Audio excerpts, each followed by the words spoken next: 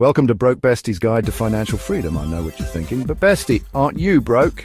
And to that I say, mind your business. Look, I may not be financially stable, but I am financially creative, so grab a notebook or an unpaid bill to write on, because class is in session. Step 1. Budgeting. Some people think budgeting is about discipline and planning, but real ones know it's about vibes and manifestation. If you believe you have money, you do. It's called Delulu budgeting, and it's a lifestyle. Step 2, side hustles. There are so many ways to make extra money: reselling clothes, freelancing, dog walking. No, but you should totally do it.